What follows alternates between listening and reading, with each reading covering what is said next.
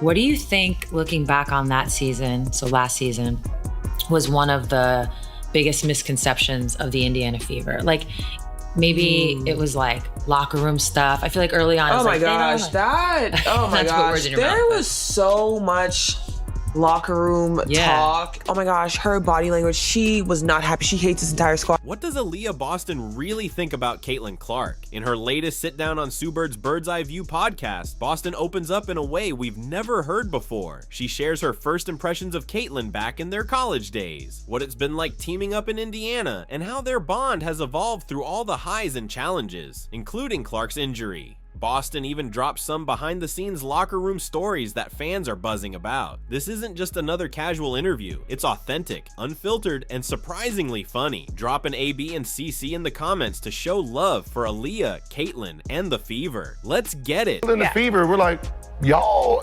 That's not my point. There's a lot of other shit going on that players are like, this ain't where I want to be. Over there. Yeah. Yeah.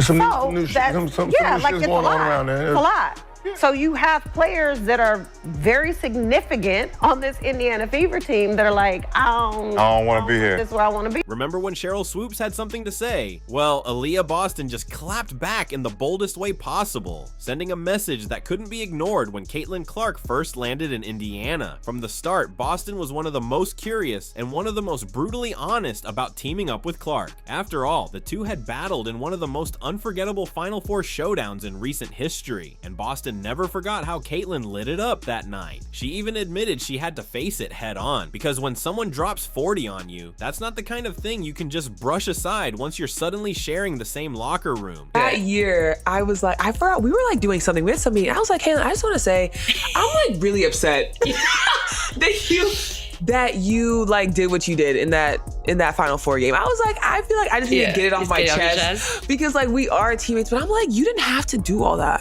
Like you did not have to go for 40 on our dome. Like, girl, we could have just had fun. But after that, it was like cool because obviously now we're on the same team, so you don't worry about that. But I always thought it was funny because I'm like, we just went from competing against each other, you beating us, and now we're on the same team. It's like, I was like, girl, it's okay, I get it. I'm not mad at you for real, but I am. Because like, why would you do that? Instead of awkwardness, what came out of that moment was something genuine, funny, and surprisingly refreshing. Aliyah Boston's perspective showed just how grounded she really is, and how easily she flipped the switch from rival to teammate. The respect between her and Caitlin Clark was immediate, and once they stepped on the court together, that connection only grew stronger. Did the thing, made the joke, moved on. That's really what it is. And then you kind of just move on. You're like, listen, we're on the same team now, so let's whoop some butt. Let's do it. 100%. As the season went on, their chemistry was impossible to overlook. Aliyah Boston explained what truly makes their partnership work, and it's so much deeper than stats. It's built on trust, instinct, and the kind of rhythm where she knows exactly when to roll, cut, or seal, without either of them ever having to say a word. You guys do complement each other. And I hear you that it takes time, but like, what do you think it is about each of your games that works well, like mostly in the pick and roll? We'll talk pick and roll. I think honestly, one, like Caitlin, the attention she gets, right? Like teams are like up. Like if they're under and dropped, that shot's going up. Because I'm going to set a good screen, that shot's going up, and she's getting it. And then it's like, okay, well, now I'm going to step up. And she's just a phenomenal passer. Like, her angles, like, she knows exactly where to get. Caitlin Clark's vision and Aliyah Boston's positioning, combined with their ability to read each other instantly, has turned them into one of the most exciting duos in the league. When Aliyah admits she literally studies Caitlin's eyes to decide her next move, it becomes clear. This isn't just raw talent, it's next-level basketball IQ, and it's only getting sharper. Sees the floor, I think, is great. And then for me, it's always like, I'm always going to get in her pocket because I know that she's looking to pass that ball and she wants to get us in the best position. And so for me, it's like, okay, well, I'm looking at your eyes.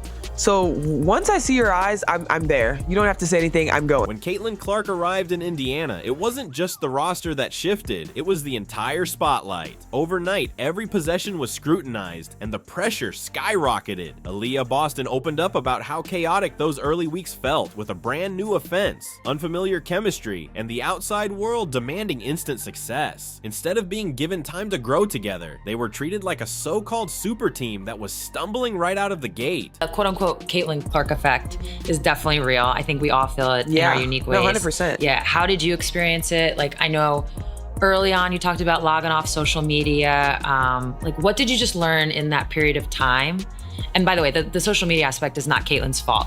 No. So it's like, but what did you learn just like in that period of time? Yeah, I mean, everyone loves Caitlin. They love watching Caitlin. And so I think that just brings so much eyes. And I think for our league, that's great. Like, that is great for us. You have so many people coming in, they're watching. Like I always say, like, they might come in for Caitlin and they leave and they're like, dang, this girl's a hooper too. Yeah. Oh, I like her. Like, you're seeing you it hear in so many people say it. You hear, like, everyone says it. And I think you just kind of embrace. The media circus only made things worse. Every missed pass was spun into a storyline, and online strangers broke down body language like it was film study. For Aliyah Boston, it eventually hit a breaking point. She already carries enough weight on her own shoulders. The last thing she needed was trolls questioning her connection with a teammate she was still learning to play alongside. So she did the smartest thing she could. She logged off. It too can be people that are trolling. A lot of people are talking. But for me, it's like, I am someone that already puts so much pressure on myself. And so for you to come in and tell me like, dang, you're like the worst post I've ever seen in my life. It's like, you know what?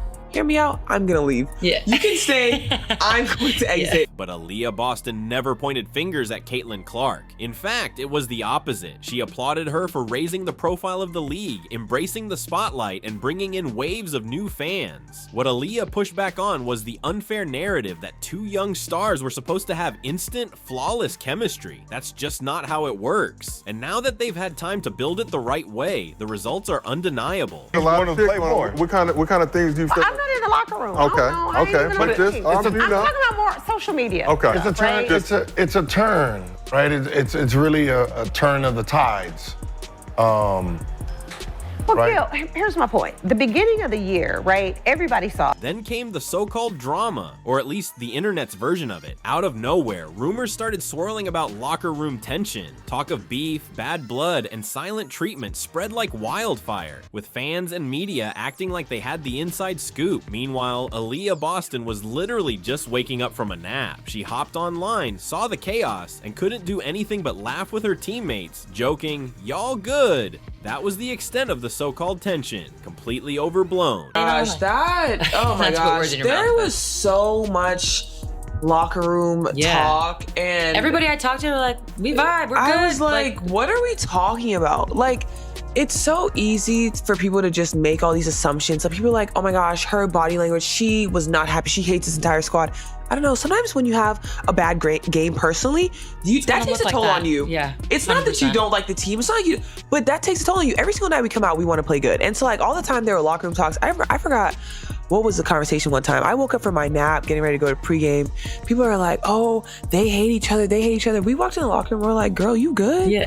I'm like, I just woke up. I couldn't tell you what's happening right now, but all I know is we about to hoop. At 7 p.m., we got a game. Aliyah Boston didn't mince words. Whatever stories were floating around were nothing but background noise. The reality, this team was locked in, united, and locked on one goal, winning. The Fever weren't just guarding their locker room, they were guarding each other. While outsiders spun endless narratives, the players stayed silent and let their chemistry speak loudly where it mattered most, on the court. I hate when people get into this whole talking about what they think our locker room is like and what they think. I'm like, first of all, you're not in here. No. So you have no idea. idea. And also, we're professionals. So if we want you to see something, you'll happily see it. If we don't, I guarantee you would never know there's a single problem. Why? Because that's none of your business, and we have more priorities, and that's winning. So to all the so-called internet detectives and couch analysts who thought they had it all figured out, maybe sit this one out, because what's really happening in Indiana isn't drama, it's a nightmare for the rest of the league. The Fever's 2024 playoff run may have been brief, but for Aliyah Boston, it carried real weight. She looks back at that series against Connecticut with both pride and frustration. They were right there. Game 1 slipped through their fingers, but in Game 2, they pushed until the very end, and the difference wasn't talent, it was experience. Connecticut's veterans understood playoff intensity, when to deliver the knockout punch, and how to finish. That, Boston says, was the real lesson. Learn from it.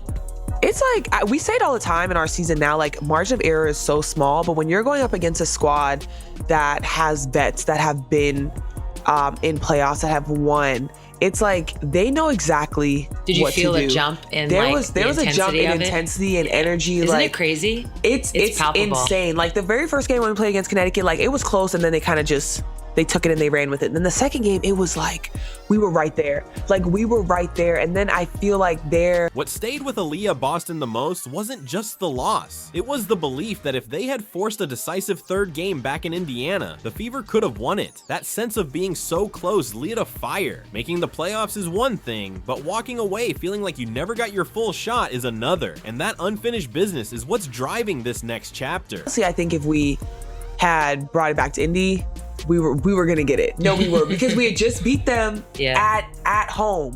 So it's still one of those that's like, dang, if we could have just gotten to that third game, I think we really would have came out and just went bananas. But I think it was a great experience for us. And obviously, like, this year now too, we're like, listen, playoff run, like, we need that. You feel it now, you're like, I need more. Heading into her third season, Aliyah Boston says the mentality has completely shifted. The days of sneaking up on opponents are over. The underdog storyline, gone. With off-season upgrades, a revamped coaching staff, and the spotlight that Caitlin Clark brings, the Fever are no longer chasing. They're expected to win. That expectation comes with pressure, but also with purpose. Every team is aiming for them now, and Aliyah makes it clear. They wouldn't want it any other way. It's a lot of change. Yes. You have a coaching change. Yep.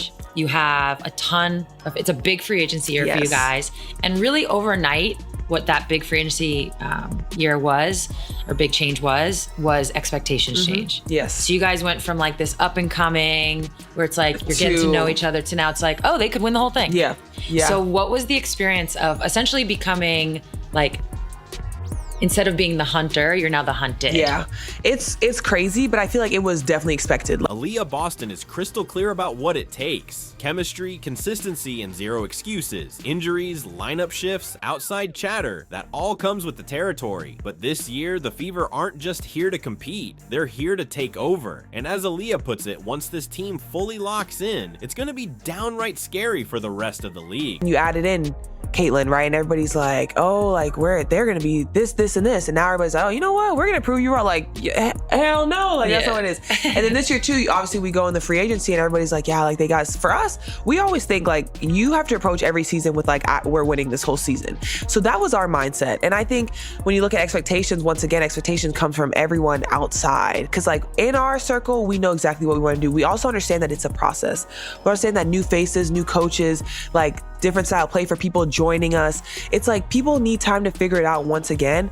But when you do figure it out, it's going to be scary. The 2025 season didn't exactly unfold like the Fever's fairy tale script. What began with sky-high expectations quickly collided with reality. That reality struck hardest when injuries piled up, especially the setback to Caitlin Clark. For a young team still carving out its identity, losing such a cornerstone mid-season could have easily derailed everything. But as Aliyah Boston makes clear, this group doesn't flinch. It's definitely been a struggle, but I think just at the start of the season too, like, you know, you have your start of the season meetings and you're talking, and for us it was about, listen, like no matter what happens in the season, it's next woman up and you have to be ready. And I feel like obviously struggling with injuries, and then, you know, you sign people and then they leave, and it's like, listen, like whoever is next, be ready to play, because it doesn't matter. Like the games still keep coming. Like you still have to be ready to compete. From the very start of the season, Aliyah Boston says the message was simple: next woman up. Injuries are part of the game, but excuses aren't. Whether you're a starter or coming off the bench, everyone has to be ready to step in and deliver. That mentality, she explains, has been the backbone of why the Fever continue to battle every single night, even when key players are sidelined. Specific to Caitlin being on the floor, off the floor, and I saw you talk on your own podcast about like the spacing and how different it is. But when you're entering a game, like your mental prep, how does it change? Because it's two different systems essentially. Still, losing Caitlin Clark wasn't just losing a passer. It completely changed the rhythm of the offense. Aliyah Boston explained how different the game feels, depending on whether Caitlin is on the floor or not. When she's out there, you have to stay locked in. The ball zips around quicker, the pace jumps, and defenses are forced to stretch. As Aliyah put it perfectly, when Caitlin's in the game, you better be ready to run. Like when C is on the floor, I'm like, listen, be ready to run. Be ready to get out. Be ready, because she's looking. She's looking. Going. She wants to play play fast, super early in the offense. And like, we do that too as well here, but I think sometimes too now without her, like we can get into like a little more half court execution, make the defenses work a little bit harder, first side, second side, third side. And then I think when you have like Kelsey, when Kelsey's playing in transition, get that ball up to her and make her I've never seen anybody so bouncy. Like she is unbelievable. I'm and then like, when you put her shoes? In screens, it's like, what do you do? Bouncing all over. She is moving, she's making the right read, and it's like, listen, and she's scoring the ball at a very high level. Without Caitlin Clark, the game naturally slows down. The Fever lean more on half-court sets, cycling through different options and forcing opponents to defend late into the shot clock. It's not necessarily better or worse, just a different style, and mastering both approaches has made Indiana far more versatile. Aliyah Boston points to that adaptability as one of the team's biggest strengths in what's been a challenging season. The floor, like she's looking to get up. People can be like, listen, I don't need to outlet because I know once we rebound, we're getting it up. But I also think it, once again, it's like puts people on their toes because they're like, whoa, I need to find Kelsey in transition. I need to find Ari now. Like we got to find Sophie and Lexi knocking down threes. Like it's different, but I think everyone is once again finding their own rhythm, and that we just did a great job of like putting it all together. Let's be real. Caitlin Clark's absence hasn't been easy on an emotional level either. Aliyah Boston admitted how tough it is watching a teammate go down, especially someone as fiery and committed as Caitlin. But she also knows Clark will be back, and that belief fuels them to keep grinding. Every win they claw out now is another step toward being playoff ready when she returns. So what's helped them push through the rough patches? They're in leadership. Aliyah was quick to credit players like Natasha Howard, Kelsey Mitchell, Sophie Cunningham, and especially Sydney Colson as the glue holding things together, whether it's steadying nerves, setting the tone, or cracking the perfect joke at the perfect time. Those vets have been vital in keeping the locker room locked in and upbeat. Has having more vets on the team, because that's a little different from your first 2 years. Yeah, no, seriously, I think it's been great. Seriously, it's been a blessing for me. It was crazy. We were just talking to